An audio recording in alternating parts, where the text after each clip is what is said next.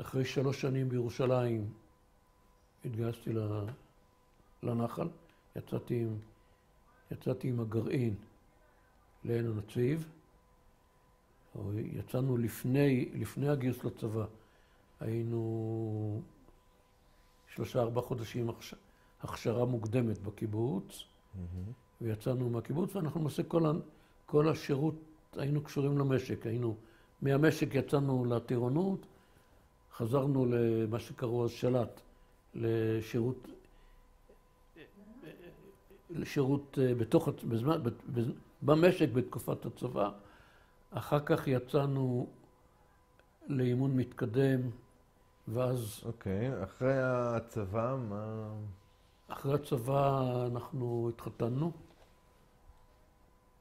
אשתי יצאה, הייתה מחזור שנתון אחריי.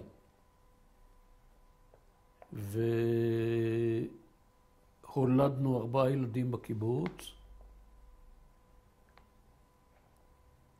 באיזה קיבוץ? עין הנציב. וב-62 עזבנו את עין הנציב עם 4 ילדים, היינו שנה אחת במושב בדרום, בכפר מימון.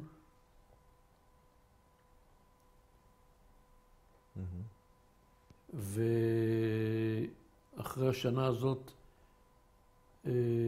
עברנו למרכז שפירא, בית הספר בשפיר, ושם הייתי מדריך מקצועי, מדריך למסגרות וריתוך, ובתוך המרוצת השנים האלו, שם היינו 15 שנה במרכז שפירא, תוך 15 שנה האלו נולדו לנו עוד 4 ילדים, ואחרי כ8 שנים הדרכה מקצועית, הפכתי להיות מסגר עצמאי, ובהתחלה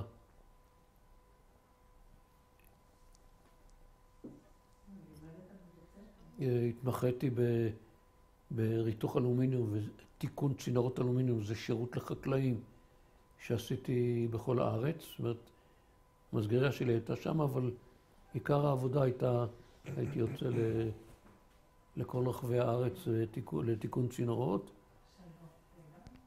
בשנת 76 עברנו לעופרה.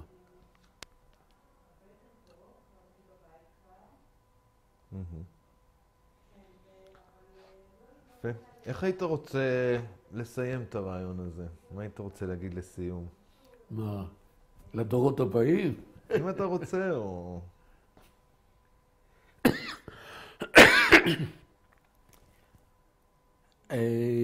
אני אגיד לך דבר אחד. עד שהגענו לעופרה, זה כבר שאלו אותי, מה הביא אותנו, מה דחפנו לעבור לעופרה. אנחנו בסופו של דבר, מרכז שפירא, כבר שהיינו שם קרוב ל-15 שנה, היה לנו בית והיינו מסודרים. אני אגיד לך, שאלו אותי הילדים, שאלו אותי הרבה אחרים, מה דחף אותנו ללכת לעופרה, אחרי שאנחנו כבר היינו משפחה עם 8 ילדים, ומסודרים פחות או יותר, ודירה והכל, ומקומות עבודה. ומה דחף אותנו ללכת שם, להתנחל, וצריך לזכור שאנחנו הגענו לשם, היינו המשפחה המבוגרת ביותר, חוץ מפה ושם בודדים, שהיו זמנית. הגוף העיקרי של עופרה היו 12-15 שנה צעירים איתנו. אז התשובה שלי היא שעד שהלכנו לעופרה, את כל התהליך של החיים שלי, זה לא היה יוזמה שלי. זה היה יוזמה של אחרים. זה שהייתי בטירת צבי בתקופת חומה המגדל, ההורים שלי הביאו אותי לשם. זה שהייתי ביבנה בתקופת המלחמה וראיתי את התור המצרי מגיע, למדתי שם, זה לא אני יזמתי את זה. אחר כך הגענו לעין הנציב, היינו בנחל. הגרעין הלך, זה הלכתי עם הגרעין, זה לא היה יוזמה שלנו. גם אחר כך כשעזבנו, אנחנו לא יזמנו כאן איזושהי פעולה, הלכנו, ככה התגלגל העניין. פעם ראשונה שאנחנו עשינו, כבר כאן, אנחנו כמשפחה, ויזמנו פעולה בגלל הרצון לתרום משהו לעם ישראל, לארץ ישראל, זה היה הליכה שלנו לעופרה. ואם בזה אני מסכם, אז אני חושב שזה, אני אסכם את חיינו. אוקיי, מר חגי ברוכי, אני רוצה מאוד להודות לך על הרעיון שהענקת לנו, אז תודה רבה. טוב. דודי, צבי תמרי, שמופיע בתמונה הזאת, יושב במרכז עם ילד על הברכיים שלו, נפל במלחמת השחרור בירושלים. אשתו, שהייתה דודתי, אחות של אבא שלי, יושבת כאן בתמונה על ידו, נפטרה שנה אחרי זה. והם השאירו 4 יתומים, שהבן הגדול היה בן 9 והבן הצעיר בן 4 ומשהו. והוריי, שהיו אז חברי טירת צבי, אימצו אותם, את 4 הילדים. או ליתר דיוק, אבא שלי היה אז בשליחות באירופה, ואמא שלי,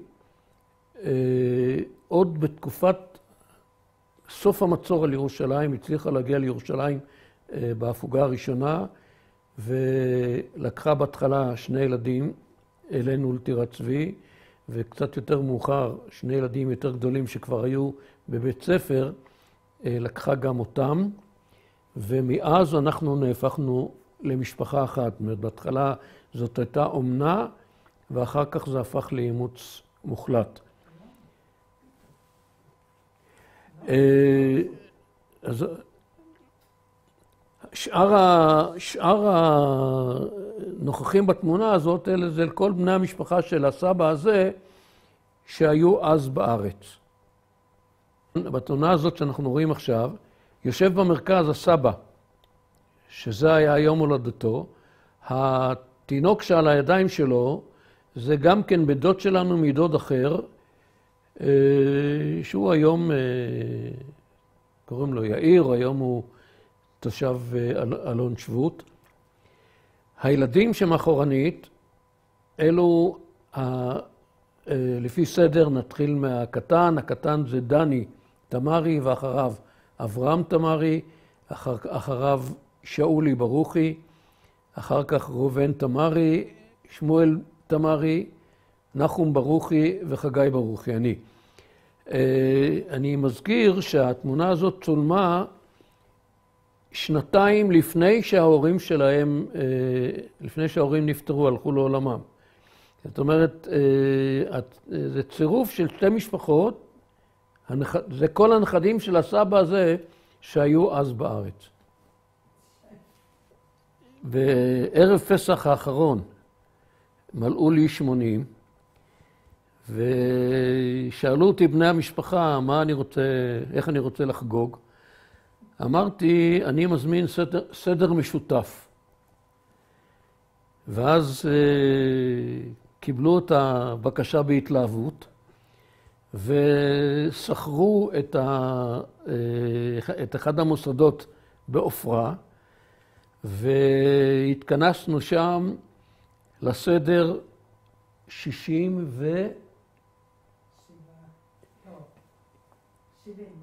כ-70 בני משפחה, ובתמונה מופיעים